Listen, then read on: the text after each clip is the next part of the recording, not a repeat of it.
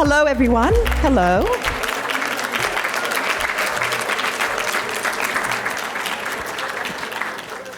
If you don't have a seat, maybe you could slide into one quickly so we can get started. I wanted to start this evening by extending a warm welcome to everybody here underneath the tent and those online watching. My name is Beth Gardner. I'm the chair of the board of the College of the Atlantic. And I can't open our 9th annual Summer Institute without giving a heartfelt thanks to Will Thorndike and the Cromwell Harbor Foundation.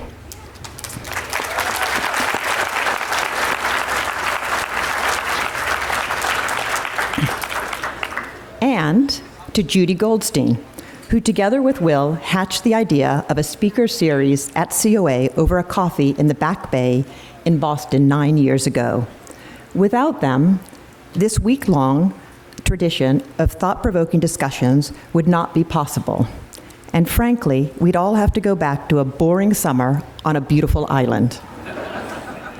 The college is forever indebted to them. This year, our 9th, we're thrilled to say that we have record registrations. This institute is all about ideas and people. In fact, we often call our Summer Institute a festival of ideas. It's a way for us to showcase what we do and how we think here at the college.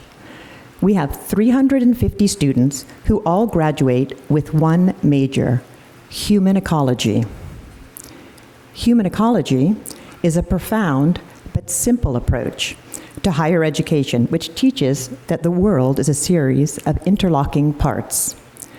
Policy, sustainability, science, the humanities, the arts, social justice are all interlocking parts of the whole.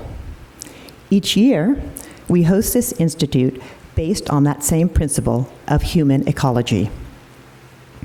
When we decide on a theme for the institute, we try to understand what is in the zeitgeist, what is on people's minds, what's in their hearts at this moment.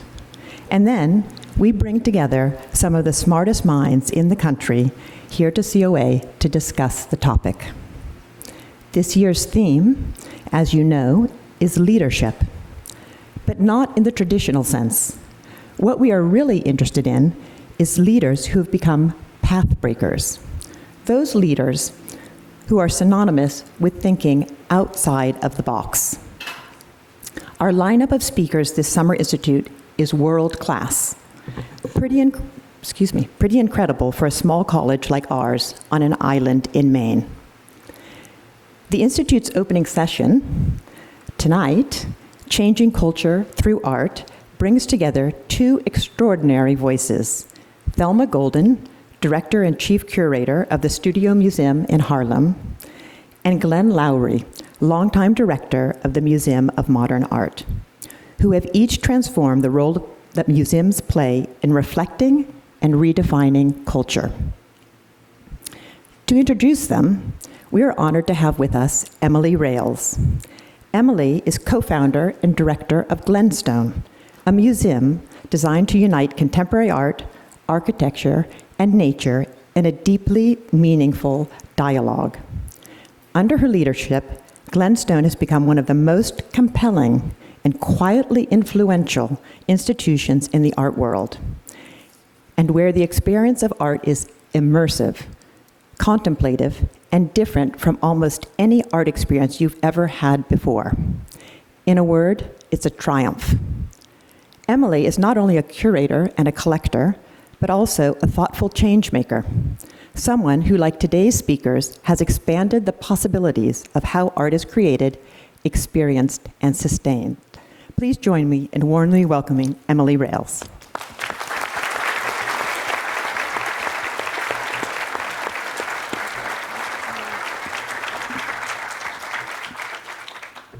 Good evening, and thank you, Beth, for that generous introduction. It is such a pleasure to be here tonight to kick off this year's Summer Institute. What a great topic, leadership. I can't think of two more intriguing and authoritative voices to speak about leadership in my field, the museum world. The topic, changing culture through art, is very dear to me. It's kind of the reason why I get up every morning, the reason why I go to work. It's why we do what we do at Glenstone Museum, and what so many of my colleagues do as well. It's my privilege to introduce Glenn Lowry. Glenn is the David Rockefeller Director of the Museum of Modern Art. And in case you didn't know, among art museums, MoMA is regarded as the global standard bearer of the art of our time. At its founding nearly 100 years ago, MoMA's founders set out to create, quote, the greatest museum of modern art in the world. I'd say they succeeded. According to its founding director, Alfred Barr, it was of critical importance to establish a taxonomy of art forms, differentiating works by category, by medium, by time period, in order to better understand them, like academic disciplines. Over time, as works entered the collection and were exhibited on the museum walls, they could be studied, apprehended, and admired as the greatest examples. And through this process, a canon emerged. As the 20th century drew to a close, the public was already accustomed to looking to MoMA to have the final word on what constituted great modern art, and they still do. It was into this context that Glenn Lowry took the helm of this institution, and over his 30-year tenure, he has guided the institution through tremendous change. I was reflecting on this evening, and I was thinking, I've heard something that's kind of stuck in my head over and over again. Change is modern. And this is one of these taglines that the institution has used to talk about what is the lifeblood of the institution. But what happens when something enters into an institution to become radical? How does it stay radical? And that is the question that Glenn has been asking. So, a couple of statistics that are pretty impressive. Glenn has guided the institution through 2 physical transformations, more than doubling the size of its galleries. MoMA's endowment has quintupled, and its annual attendance reached nearly 3 million in the galleries and 35 million online. He created a new education and research center and expanded the curatorial departments well beyond Barr's original rubric, adding media and performance. And perhaps most importantly, he has infused innovation into every facet of MoMA through a radical yet nuanced reframing of the mission. In a recent podcast, Glenn said that his aim was to, quote, change the institution's way of thinking from being the place that provided the answer to the question of what is modern art, to the place that is constantly seeing itself as a work in progress, asking the question, what is modern art? Glenn describes the secret to lasting and sustainable change as one that unfolds gradually over time so that it can be permanently locked in. Tonight, he'll be speaking with Thelma Golden, a friend and colleague of mine as well. And between the two of them, they have mentored scores and scores of curators and museum leaders. And I am so privileged to be here tonight to welcome them to the stage.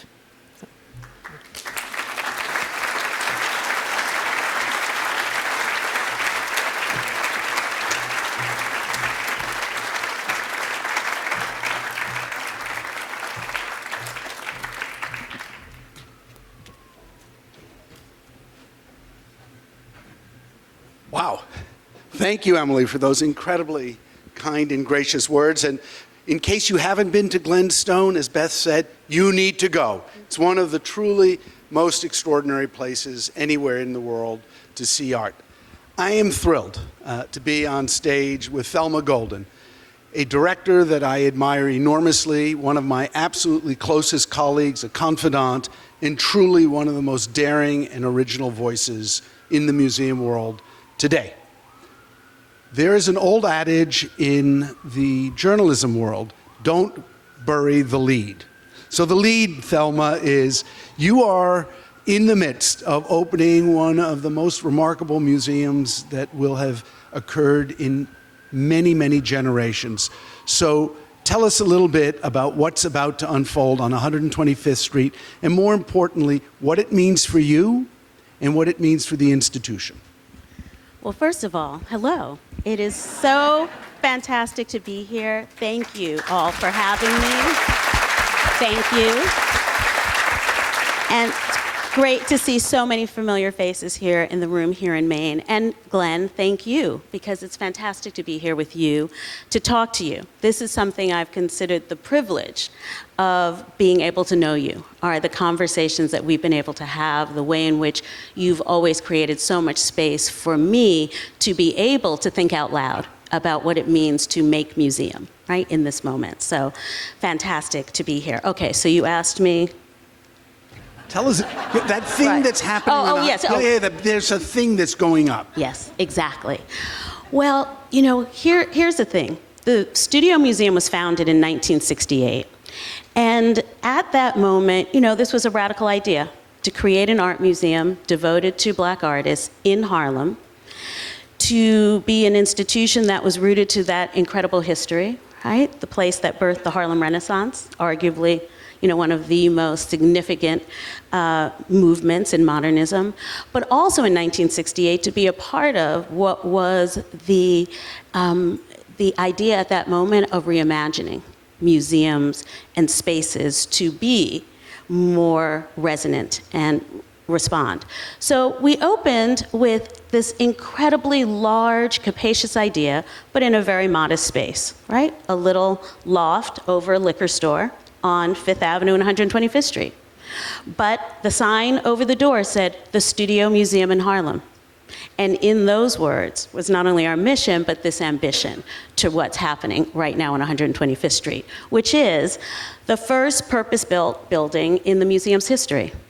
81,000 square feet, fantastic galleries, doubling our gallery space, adding more than 60% more public space for education, public programs, our ways of being as a museum, in a building that will let us show our collection, over 8,000 objects from the 19th century to the present, but also to welcome our community, right? To really be a place in Harlem.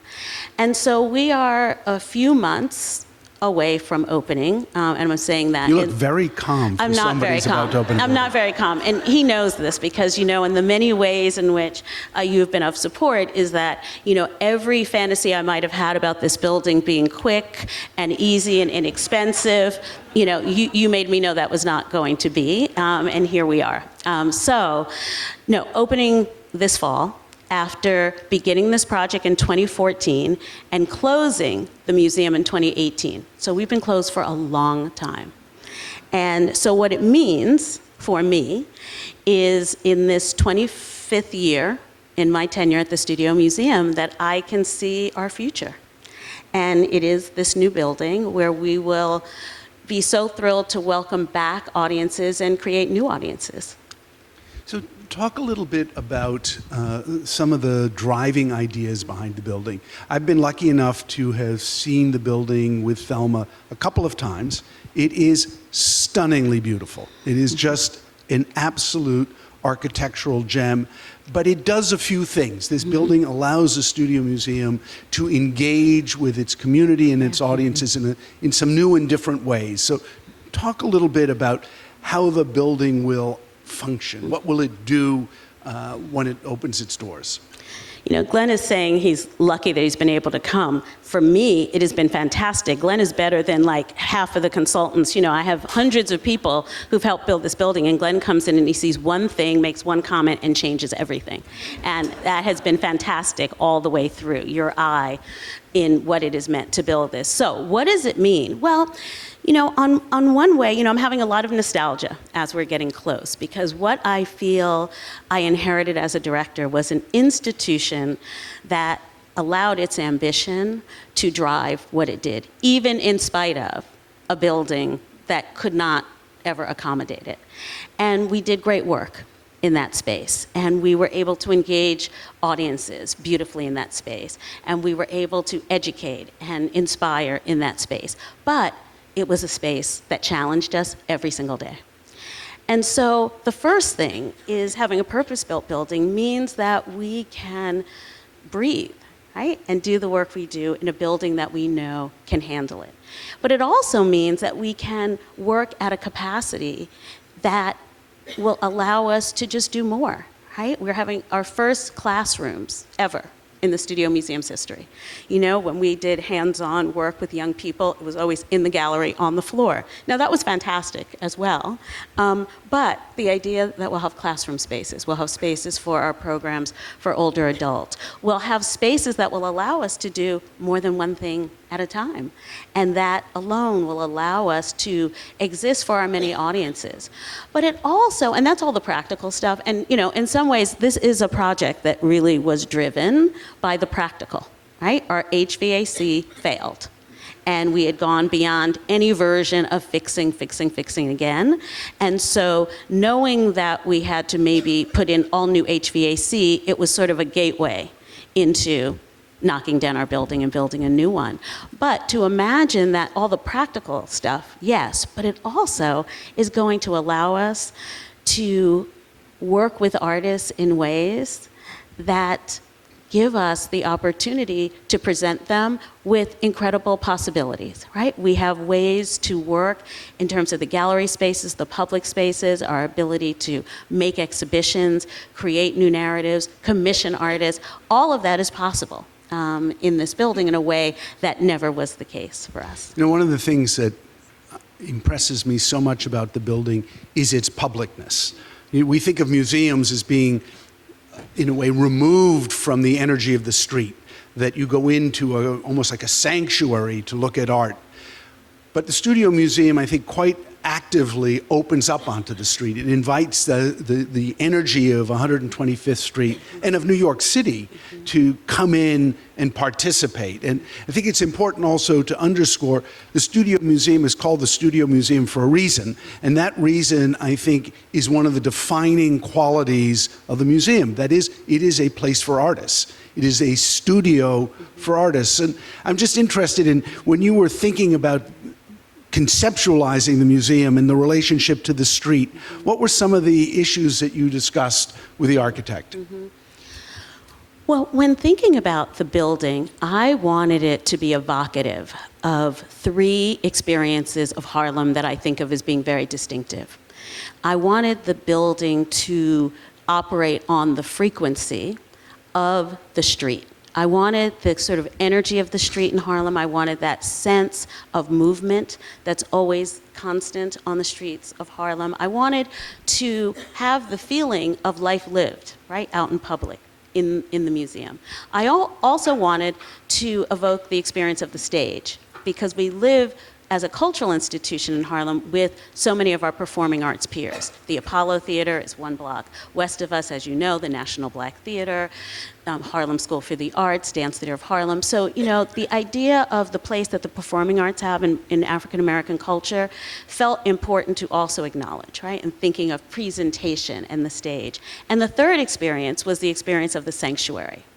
You know, Harlem is a community in which churches and mosques and houses of worship are not only spiritual spaces, but they're civic spaces. Often they can be cultural spaces. And I wanted the way in which those spaces, whether they're the most modest or the most grand, evoke, right, deep sense of reverence. So thinking about those experiences, the street being the first one, wanted that to be a way in which our visitors in the building could experience that, and the way our neighbors on the street could also experience the museum. So the topic of the evening, leadership and radical and innovative leadership, has to address as well, I think, one of the most dramatic things that you've done. And it's not the deep and complex intellectual exercise of imagining this museum. It was, in a way, something that no director before you had ever been able to do, which was to actually launch and succeed with a monumental capital campaign. By any standard, by any museum of any size, anywhere in the world, you have done something astounding. So I'm interested, when you started out, could you imagine raising $300 million? What in your mind said to you, I can do this? Well,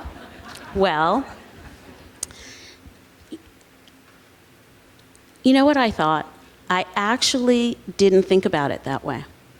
I couldn't, you know what I mean? Because it would feel daunting. There were many people who said it could not happen. So I simply set about what I felt was just being in that process every day, right? I couldn't think about it as the whole number.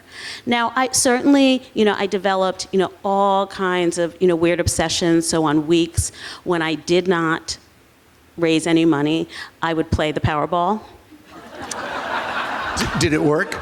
Obviously not, because, you would have heard about that. But, I would just, I felt like I had to, in some way or another, always think about what it would mean to make this happen, to make this campaign happen. And, what I have to say about it is that, on some level, it's what everyone wants to talk about, and I'm thrilled for that.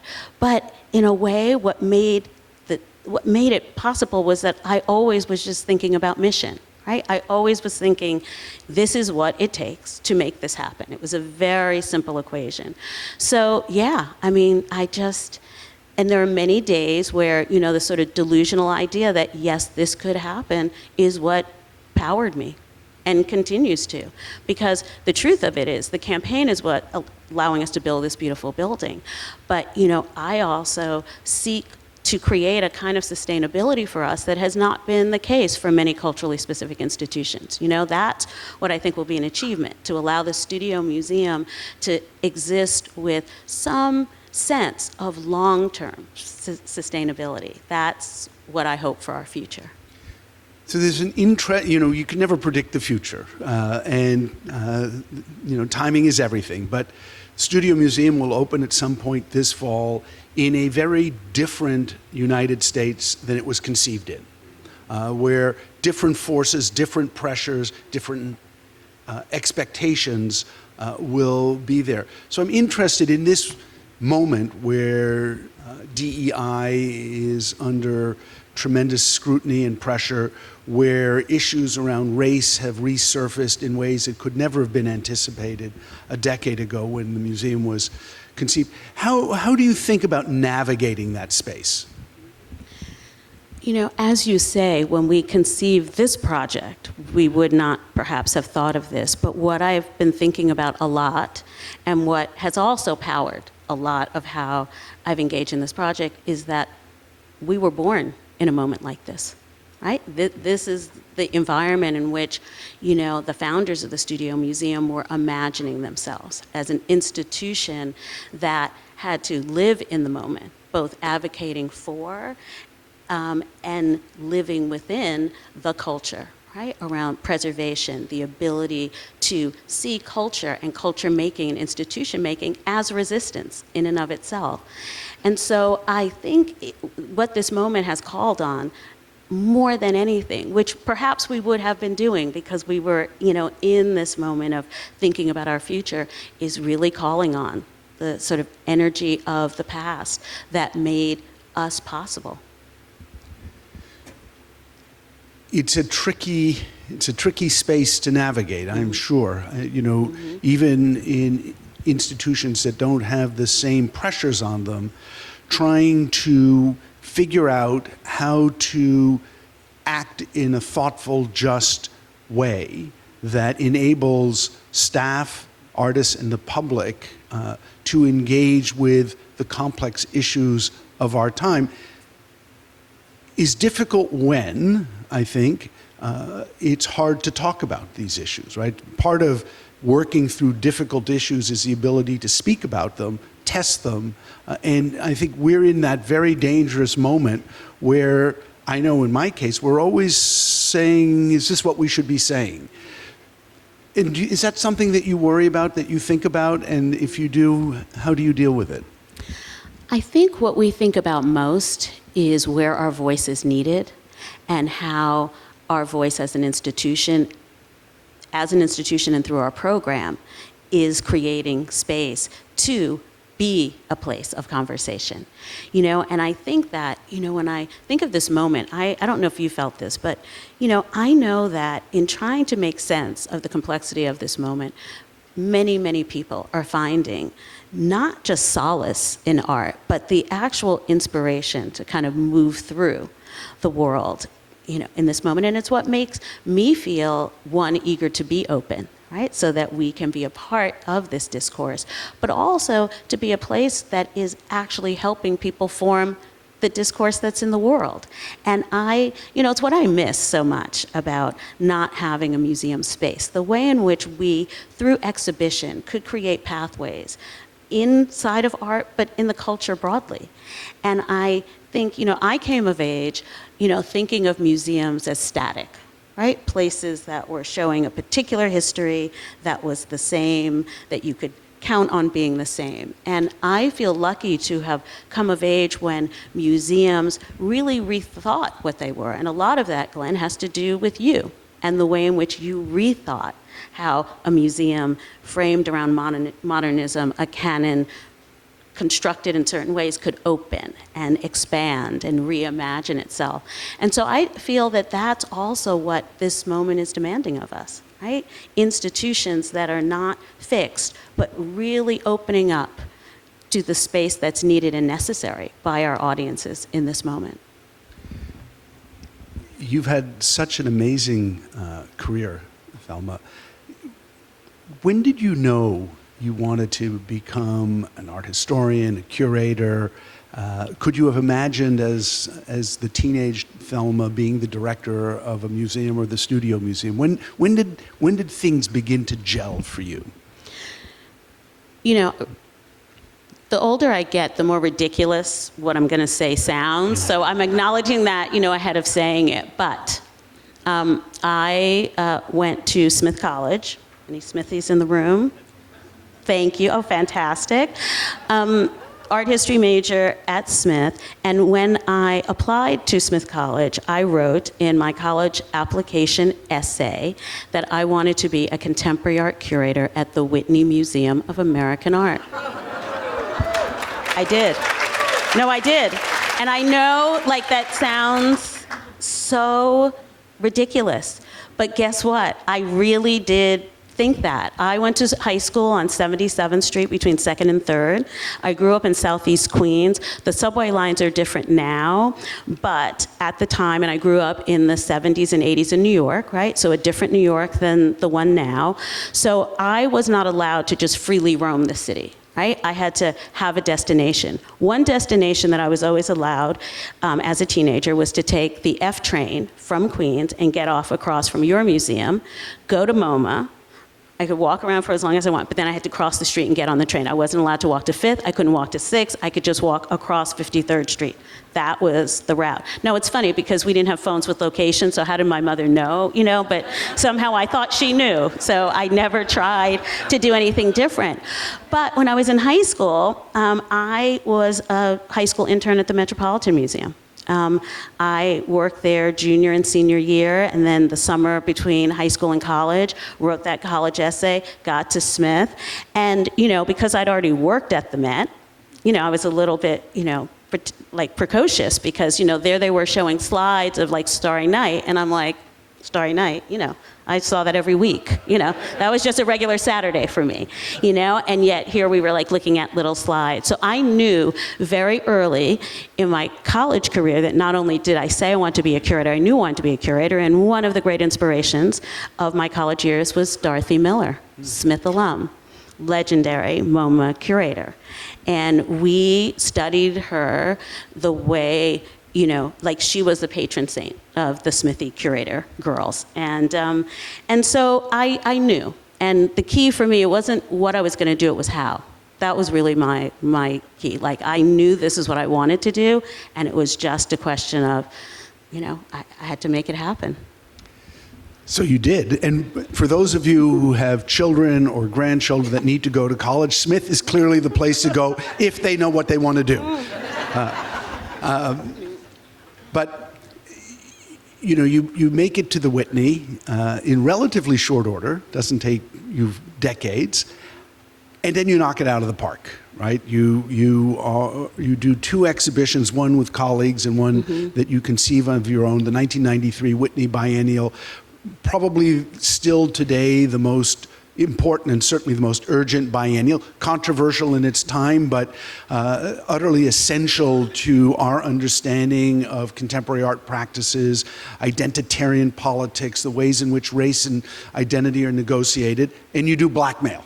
And those 2 exhibitions really rock the country. They don't just have a reverberation in New York. Did you have any sense when you were doing those shows, and they happen almost back to back, did you have any sense when you were doing those shows that you were, about to light a stick of dynamite? No.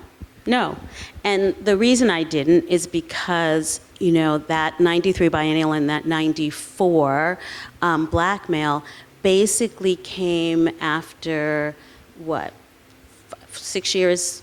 I was 6 years out of college. I mean, literally. I was at the very, very, very, very beginning of my career. And those were the first exhibitions I made. So I did not have the experience of what it would mean to curate exhibitions of those scales at an institution like the Whitney. I knew what the exhibitions meant, and I certainly held with me the reality that in my high school years, when I wasn't going to MoMA and working at the Met, I was going to the Whitney. I saw the 81 and 83 Whitney biennials like every day they were up. So there I was, in 93 curating one. So I also had that as an aspiration, but I did not imagine that it would live in the world and then blackmail would be as controversial, because I guess that's the only word that we can really use to talk about the way in which it was responded to. But no, I had no idea. And, in some ways, I am so grateful for that. Absolutely grateful. Because I look back, I was very fearless in that moment. Absolutely, very, very fearless. And you know why? Because I knew nothing.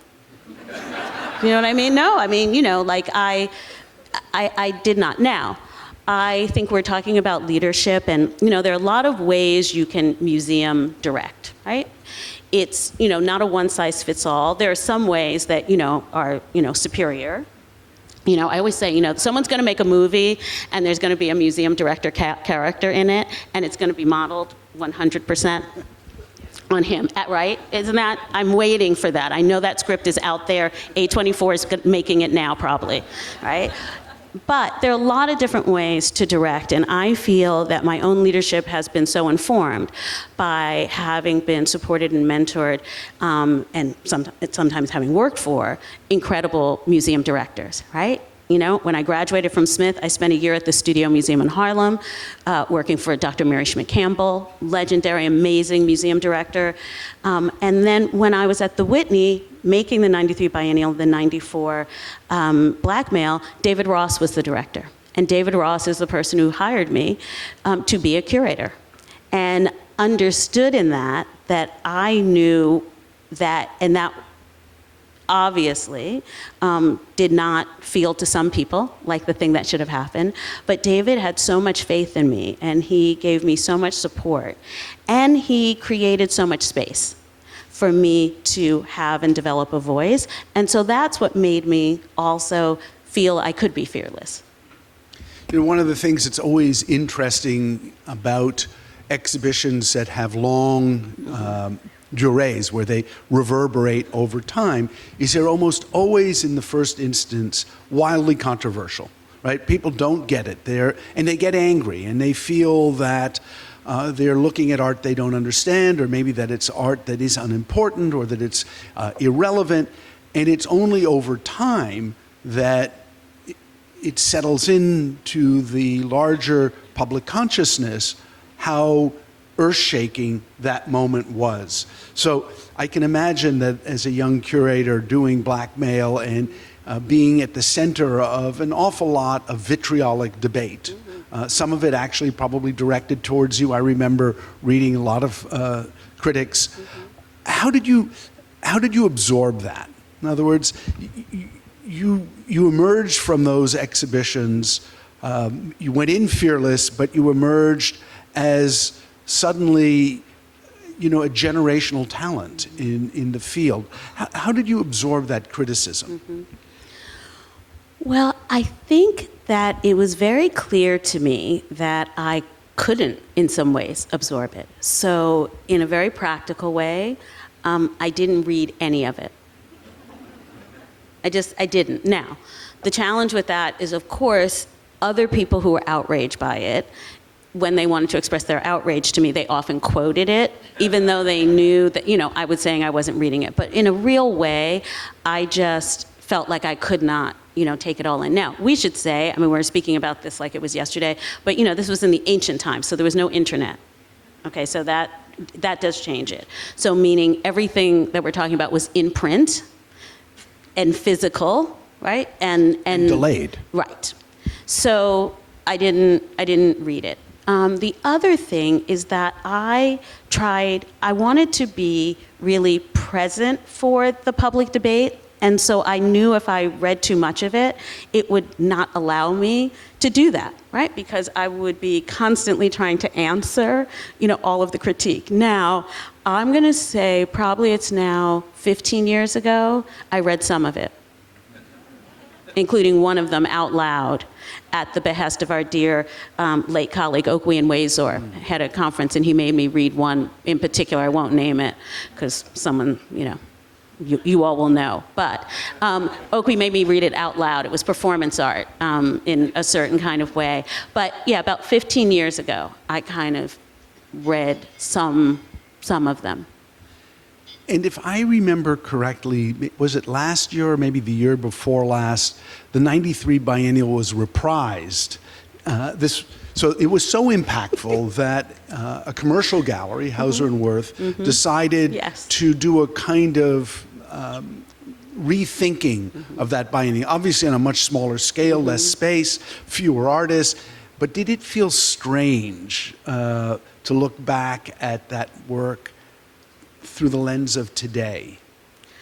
I mean, you know, strange. It made me feel old, you know? I mean, literally, that, you know, that was 30 years ago, you know, and there are a whole bunch of, you know, fabulous young artists who love to tell me, like, oh, yeah, I was in middle school, and my mother drove me to see your show, Blackmail, and I want to say, you know, okay, enough with that. But what it has made me feel to have that kind of revisionist moment is it really allowed me to kind of understand just the depth of commitment we had at that moment to be in those ideas, right? And how durable they truly were, and it felt that way. I mean, with 93 Biennial, all credit has to be given to Elizabeth Sussman, you know, a curator, still working, still making, you know, interesting, important, impactful exhibitions. But Elizabeth was so clear about what she felt the frame for that biennial could be, and then along with Lisa Phillips, John Hanhart, with Elizabeth leading us, you know, we were deep in the idea that here was a path. And if we could open that path, we were opening up not just a biennial, but an art world in a profound way. And I, certainly my own career and the artists that I have worked with come fully out of that discourse, right? The discourse that was happening at that moment. In that exhibition, many others, because the other thing I think the 30th really showed people is how fertile that moment was in terms of the creating of ideas about what contemporary art could be. And I think it's important perhaps to just underscore who some of those artists are, because they have emerged over that 30-year span as among the defining American artists. Glenn Ligon, Mark Bradford, you want to continue with the list of luminaries. I mean, you know, it's like... it's incredible, but it also is what, you know, makes me, when I look back, is make me know how much that moment created.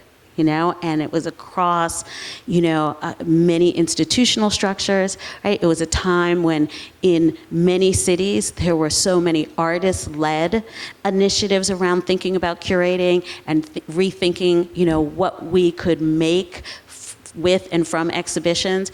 And I just, at that 30th anniversary, I realized how much of that has changed what we all do. You know, one of the things that always impresses me about you, but also about great curators, is the capacity to see something in the moment that nobody else is seeing. It was, when you did Blackmail, it wasn't as if those artists didn't exist. It's that they weren't seen. They had not been seen together. And I think leadership, it's a question I want to pose to you. Leadership is about calibrating risk, about understanding when and how to take those risks. So do you want to, and we, both Thelma and I, participate in an organization called the Center for Curatorial Leadership, which endeavors to help curators take on the kind of thinking that institutional leaders often have to do. So I'm interested in how do you define leadership and how do you think about risk? Yeah, so, it's interesting, as Glenn mentioned, we get this chance sometimes together to speak at CCL, and it's usually, I think, the idea people imagine is that because our institutions are very different in scale and in focus, that the way we would think about institution would be different. And what I've always appreciated is in those conversations, we are always able to show the different ways in which all of our institutions can exist in many different ways. So what I think leadership is, well, here's the thing, I've only done like one thing in 2 different institutions, right? Like, the way in which I've worked in the world is deep but narrow. So a lot of thinking about leadership for me has not just been in the space of the work I do in the institution, but how that work can live in the world.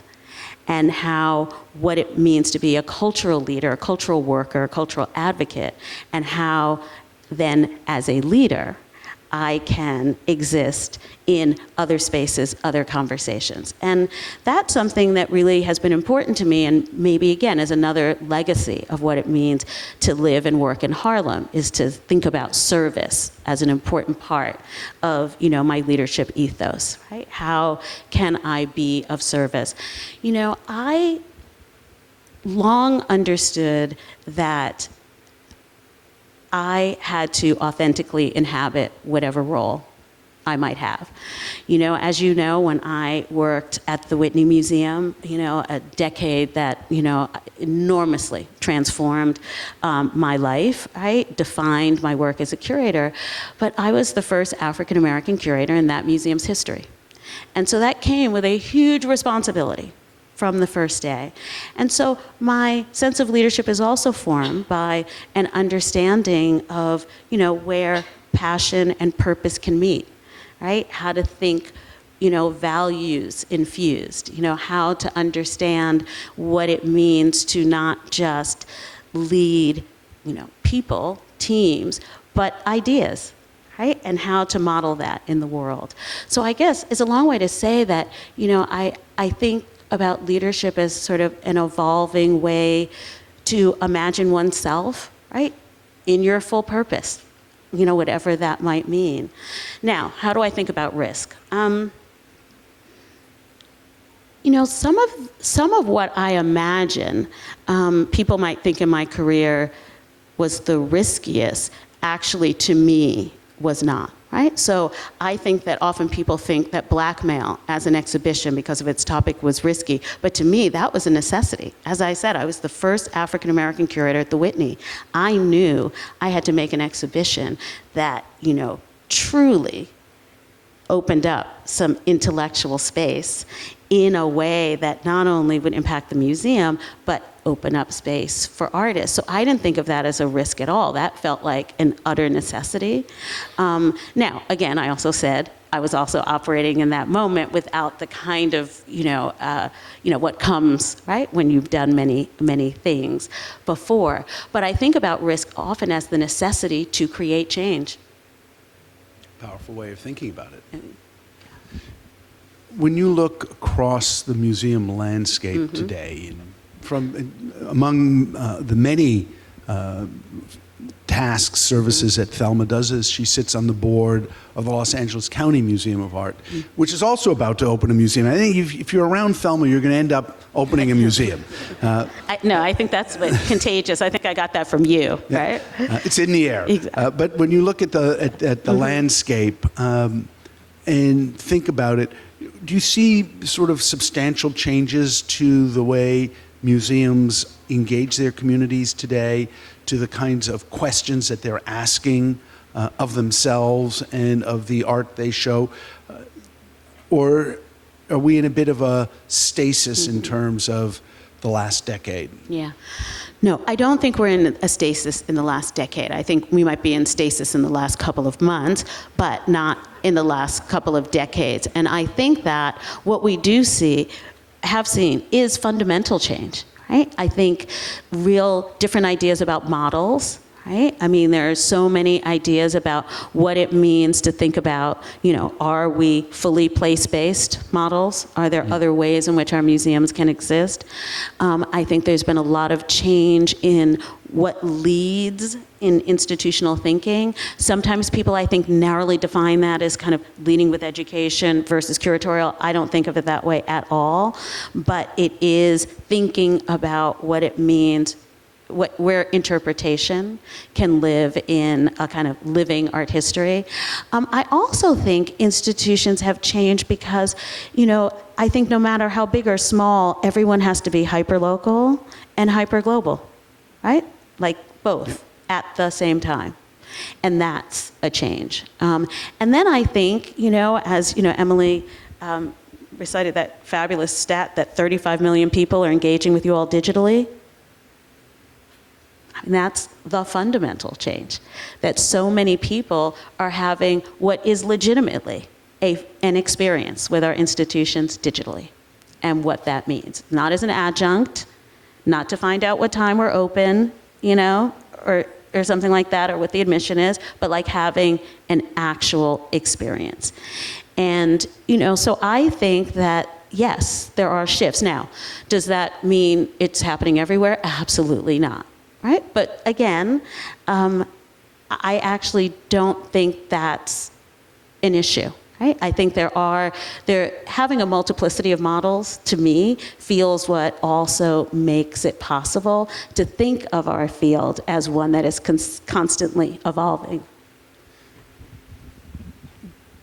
I'm always, for me, these changes are sort of at the heart of what we do. Emily quoted change is modern, but I feel very strongly that what makes a museum interesting for a public is the fact that it's not fixed, that it is a place that takes risks with ideas, that lets artists experiment, that lets the public experiment, that lets curators experiment. So this idea of the museum as a constantly evolving project that provides incredible opportunity for everyone to learn seems to me at the heart of what we as leaders try to do and try to nurture.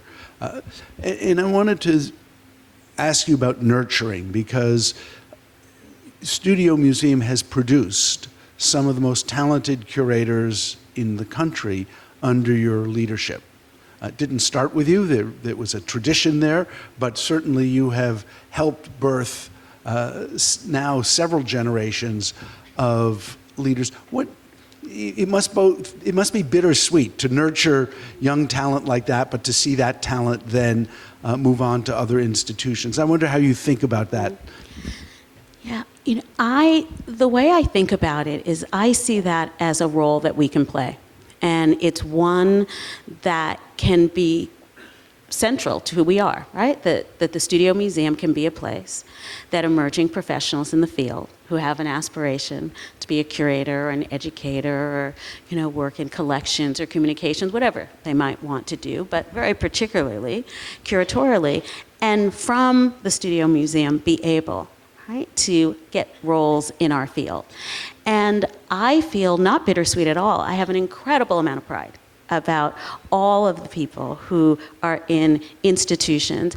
I am thrilled constantly at the way in which they stay close, and quite practically, we continue to work with them, right, as they move into these other positions. So it, makes me, really happy, because it also represents a shift in our field. that also feels necessary.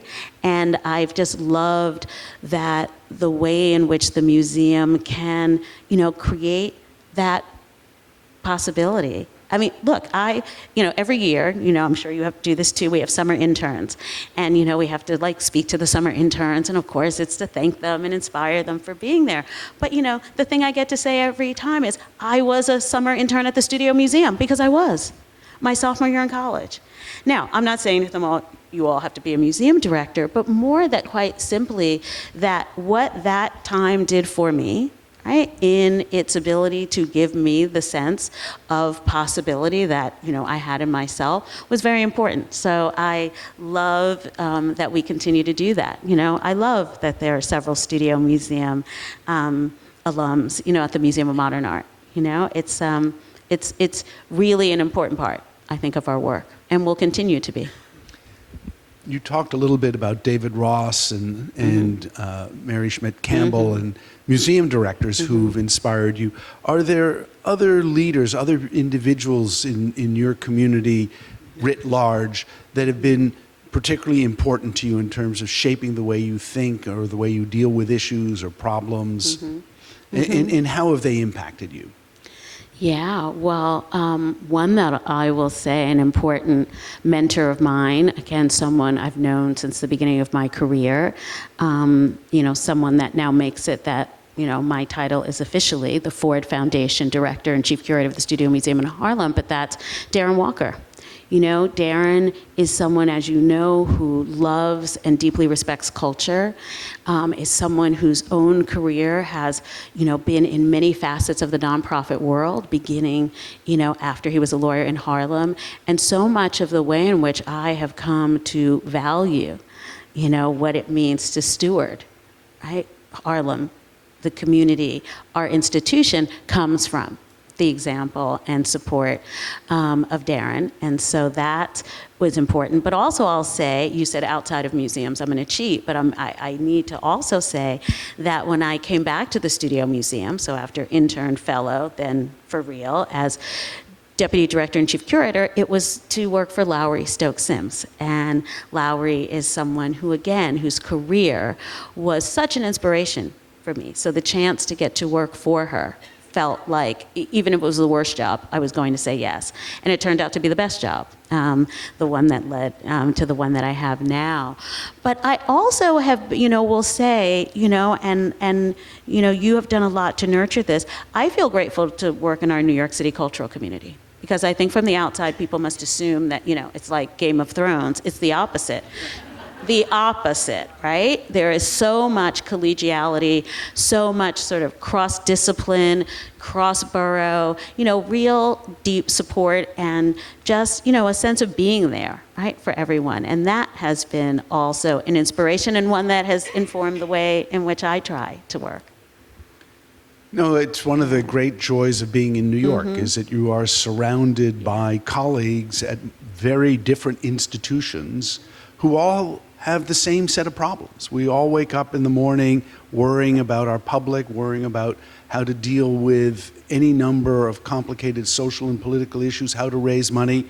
And the sense of being in it together, I think, is what allows us to, in a way, be very creative. When you know that you have the support of your colleagues, it allows you to take those risks. And I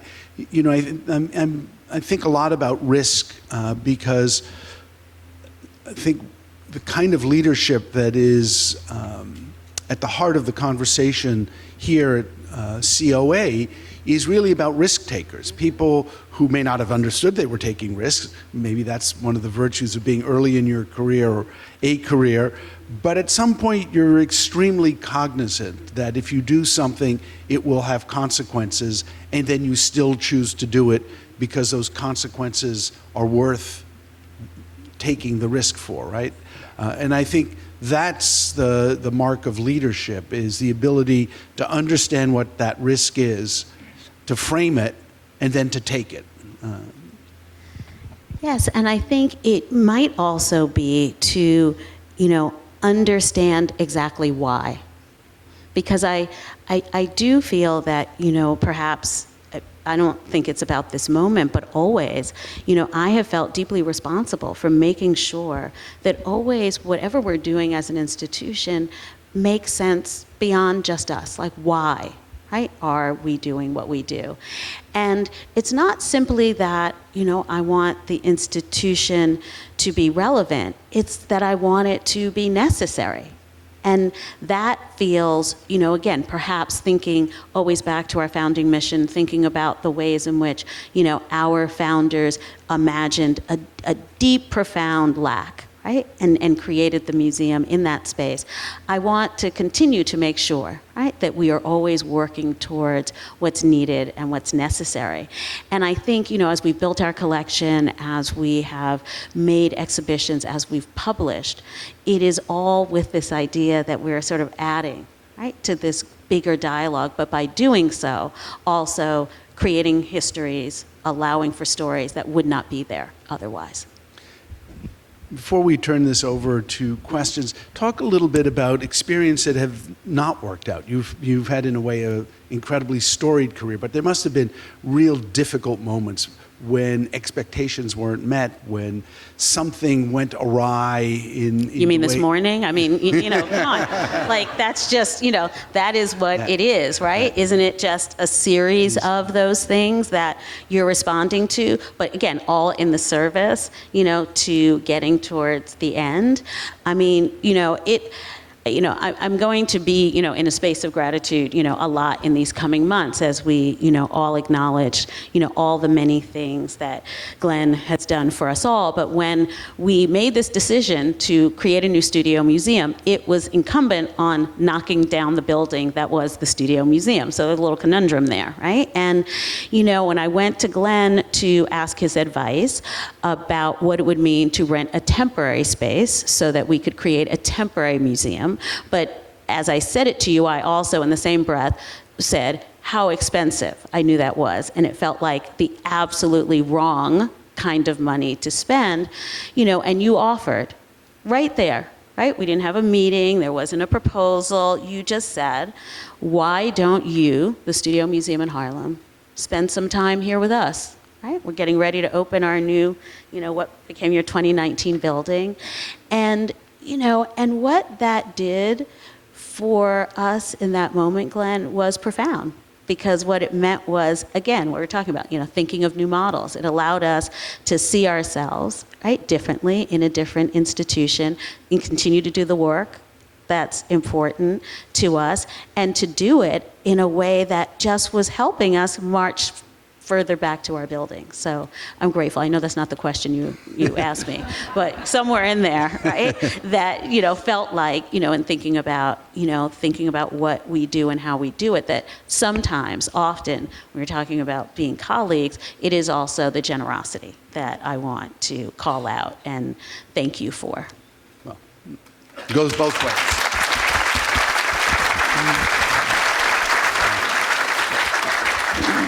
One of the things that I'm proudest of over the course of my tenure, and I'm spending a lot of time thinking about it as it comes to a close in September, is a project that Thelma and I did together. And we started talking to each other probably 15 years ago about how to create a pipeline of young people of color to become curators and educators and museum professionals, and wondering about why that hadn't happened. And belaboring the difficulty of that, and at the same time recognizing that we had to do something about it. And so together we created a program that is a fellowship program. It's a 2-year program. 1 year is spent at the Studio Museum in Harlem. 1 year is spent at the Museum of Modern Art. The fellows are a cohort. They work together. And the idea was, okay, if there's a problem, let's fix it. And if no one else is going to fix it, I guess we have to fix it. And over the decade plus that program has existed, what it has done, I think, from my perspective, is first of all, strengthen an incredible friendship with a colleague that I admire so much, but also demonstrated both to a large institution and a small institution is that we're not so different. That at the end of the day, we can work together. That opening the doors of MoMA to the Studio Museum while it was under construction was a no-brainer. Of course we're going to do that because they're colleagues, and this is very selfish, we end up being a better institution by being a generous institution, and I'm sure the reverse is true. No. Yes, and thank you for that. And it really also just, goes to, again, thinking about even the nature of partnership, right? What does it mean to model a way that institutions can be in conversation with each other, even though from the outside, issues of scale and focus, right, made people sometimes question the nature of, even what the dynamic could be, but we were able to create a way that our institutions could exist with each other with a huge amount of, mutual respect to be able to work and make things happen. And we learned so much from it. And it has been, truly a way to also think about the Studio Museum in different ways. So let's turn this over to questions if there are any. Hi, thank you all so much for your conversation and coming to Maine to have this conversation. Hi, Thelma. Hi, Glenn. Thelma, you mentioned hyper-local and hyper-global. And I was wondering if you could talk about the relationship of the two to the design of your new building. I'd love to learn a little bit more about the design of the new building and some of the concepts, how it's very different from other museums. Thank you. Yeah, thank you, Mark. Our fantastic colleague from the Portland Art Museum. They're going to think we made you ask that question. You realize that, I think that we thought about the building in relation to the hyper-local, hyper-global in what it meant to think about modern design on 125th Street, right? A street in which history, right, and legacy are so much a part of it. So we wanted to create a building that was distinct, that would have a life on the street, respectful of it, but also acknowledge that it's also a street that is changing, literally by the minute. Right? An example of, what's happening in so many cities. And so a lot of that, Mark, wasn't specific. So in terms of the design itself, creating a building that echoed to the outside, that perhaps not so much it's a museum, but it announces itself as something different from what exists on the street, but also that it creates inside, right, an experience for our visitors that also, right, does not exist, right, in that way in the neighborhood, but is aligned with some of those other experiences that were so important to me in the neighborhood. All the way over here to the right. Oh. This is a wonderful presentation. My name's Bill Horner, and since I retired, my project has been with the Mount Desert Island Historical Society. And I love your concept of the energy of the street. And living on a small island such as we have, our streets aren't very big, but they are literally the hearts of the communities here. And so I'm wondering if you could enlarge a little bit on that concept. Is this something that originated with you, or is this something that's been written about? Energy of the street. Thank you.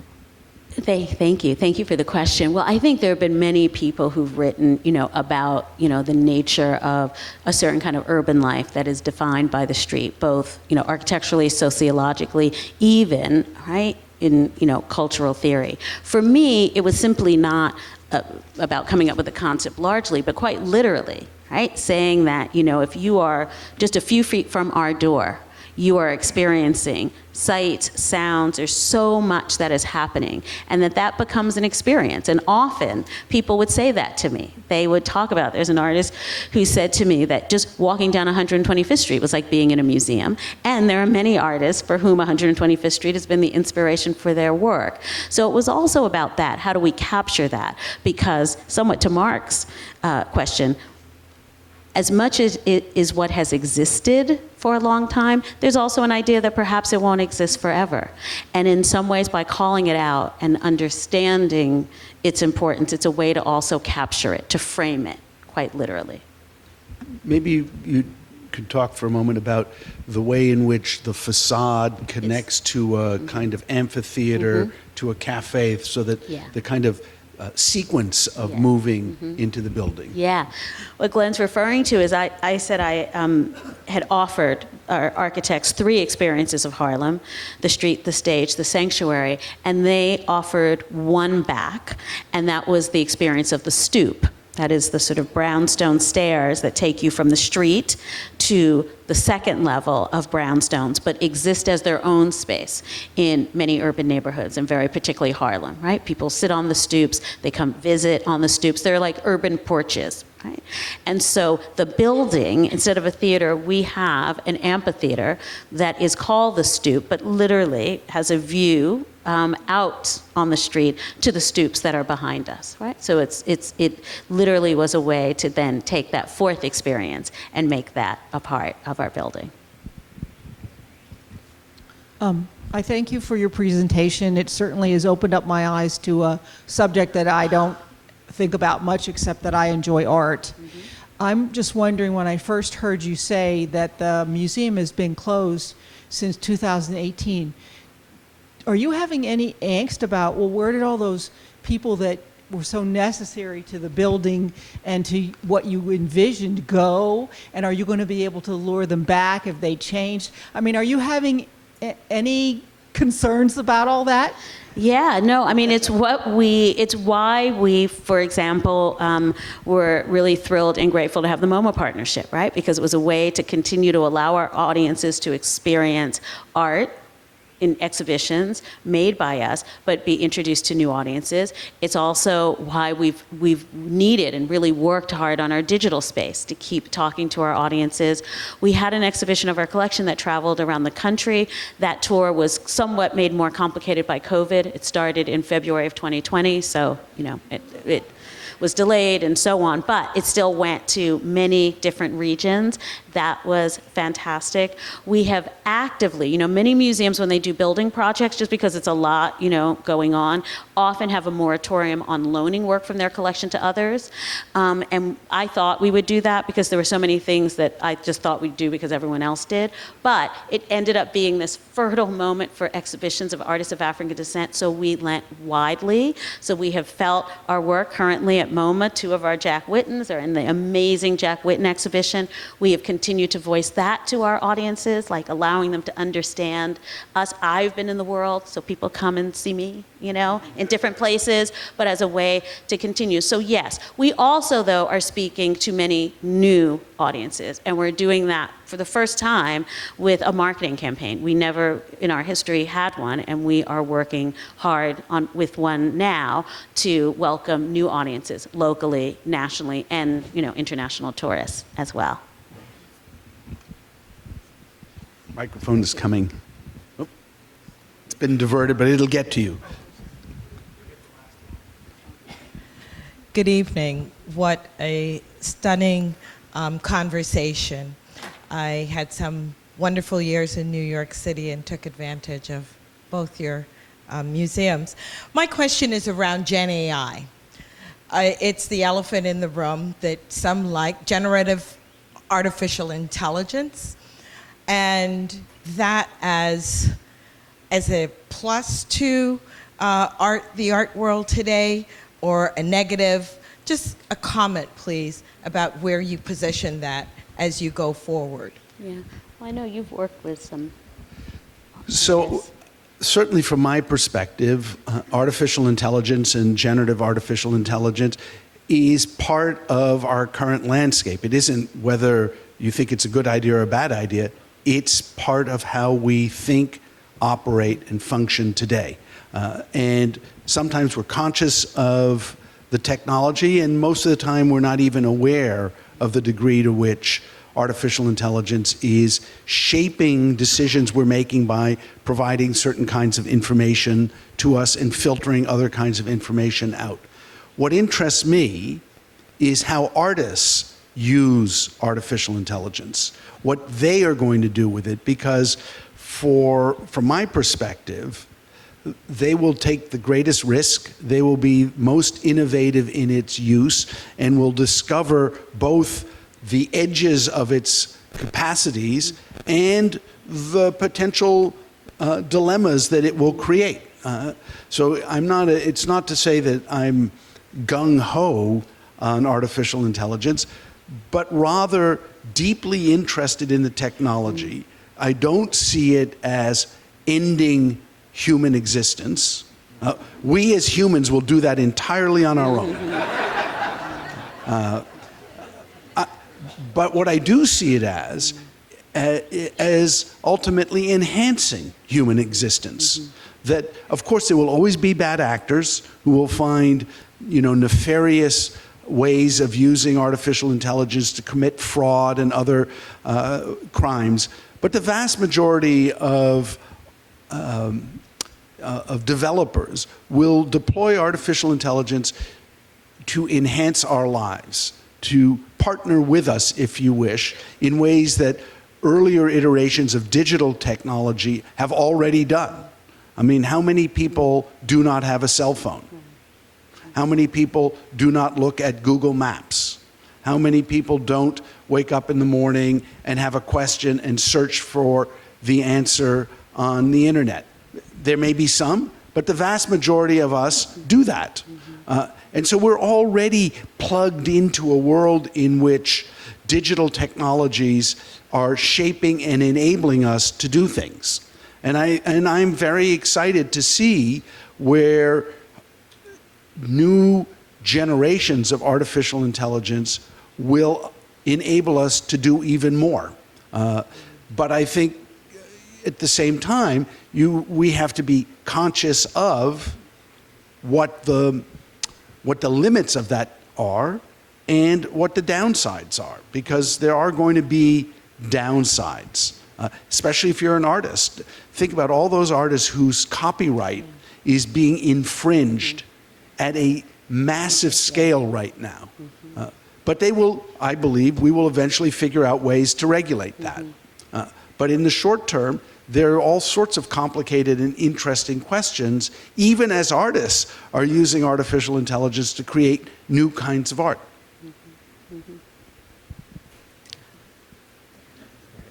Promising the last question.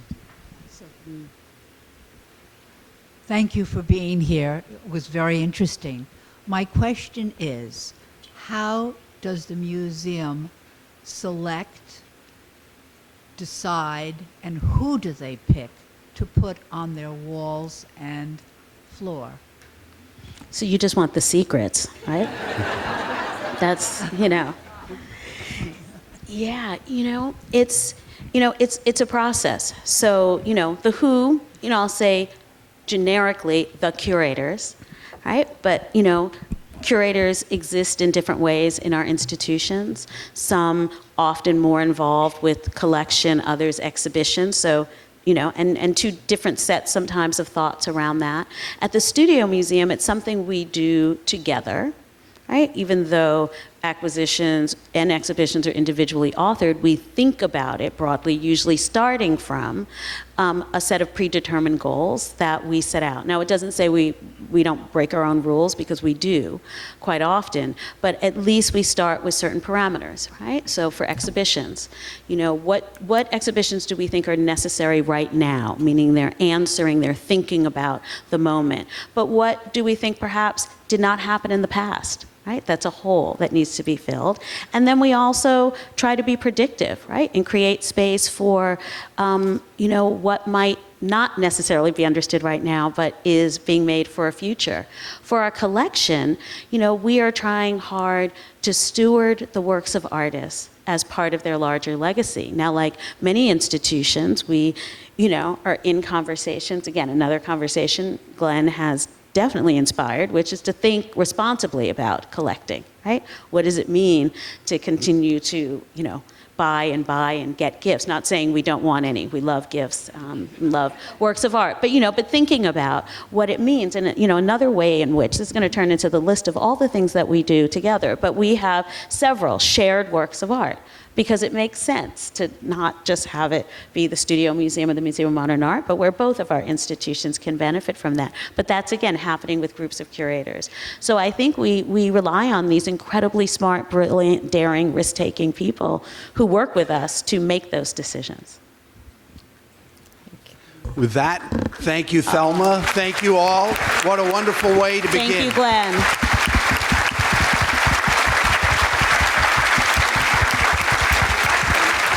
Thank you. Good afternoon, good evening, everyone. I am Sylvia Torti, the thank you, the very fortunate individual who gets to be president of this fabulous college. I want to take a moment just to thank Thelma and Glenn for an intellectually invigorating conversation. I learned so much. And I want to make note that our next session begins tomorrow morning at 9:30 a.m., Trust and Science with Dr. Francis Collins and Dr. Kizzmekia Corbett-Hilaire in conversations with Francis Steed Sellers. I also want to take a moment to thank all of you who support College of the Atlantic. Donors make the Summer Institute possible and are critical to our ability to fund our distinctive education in human ecology. If you take a moment to look around the tent, you'll see a number of places where you can give, either by QR code, very fancy for me, or drop a donation in a box. Thank you, all of you who support us year after year in helping to make this happen. And now I'd like to invite you to join us in the Geyer Oval just behind you in front of the Davis Center for Human Ecology for some refreshments. Thank you, and we'll see you tomorrow.